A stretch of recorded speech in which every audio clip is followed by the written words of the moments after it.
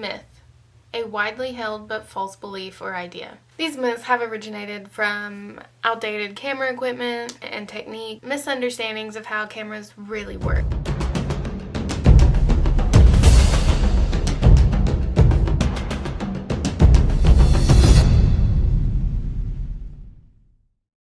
Hello and welcome to this video about camera myths that you should not believe. There's so many myths out there that can hinder your progress and growth. So we're going to debunk some of these myths so you can improve your skills and continue enjoying the process without coming into any interference from people who have no idea what they're talking about. So without further ado, let's get started. Our very first myth is that you need expensive gear to take great photos. Everyone has to start somewhere, and if you're like me, you can't spend tons and tons of money right off the bat. A photographer does not need expensive gear to take great photos. Your photos are not solely dependent on the gear that you use. While having the latest high-end gear definitely doesn't hurt, it's the skill and the creativity of the photographer that makes a great photo. The ability to select the right subject, frame the shot, and use lighting effectively.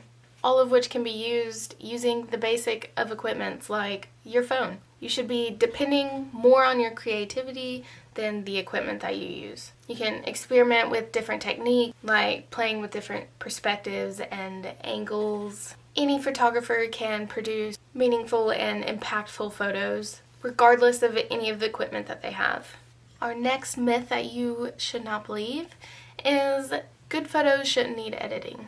Said no one ever. Clicking the button and taking the photo is just a very, very tiny part of what goes into photography. Editing is a huge part of the photography process. When you're out taking photos, you usually have an idea in mind of how you want that photo to turn out, of how this photo can turn into this photo. Photography is an art, and part of that art is being able to take an idea and make it come to life. Editing is a way for photographers to express their creativity and their style. It allows you to play with different techniques and effects and bring out specific moods and certain looks to your photos. Editing is a good thing.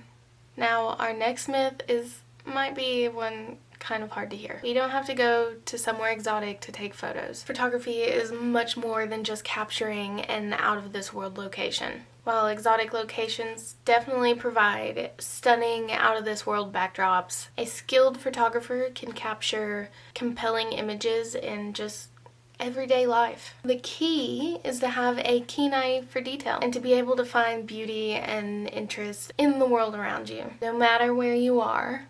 Of course, I take photos like these, but I also take photos like these where I'm just walking around town seeing what's up. And for our last myth on today's list, the subject has to always be in the middle of your photo, which is completely false. Now, there are exceptions, of course. Sometimes placing the subject in the middle of your photo can really work for you, or it's what is required, like taking headshots or something. But as a general rule, placing the subject a little off-center can help create a more visually appealing and engaging photo. When you place the subject right dead center, it can sometimes create a static and just uninteresting photo. Like the same old, same old. But by placing the subject a little more off-center, you can also create a sense of balance that moves throughout your photo and helps the viewer's eye kind of travel through the photo. You can do this by using the rule of thirds. What is the rule of thirds? I'm so glad you asked. This involves dividing the photo into 3 vertical lines and 3 horizontal lines, and then placing the subject at any one of these intersections. This incorporates more of the surrounding environment of your image and adds it to the frame, making more of a visual interest. And I've taken a ton of photos where the subject's in the center, but it's definitely more fun and more compelling whenever you have something that's a little off-center. Now that's all the myths I have for you today. Maybe we'll go over a few more of these. This was kind of fun, and there's a lot of things that you shouldn't listen to out there. But please don't forget to hit that like and subscribe button. And as promised, we have a photographer to highlight for today.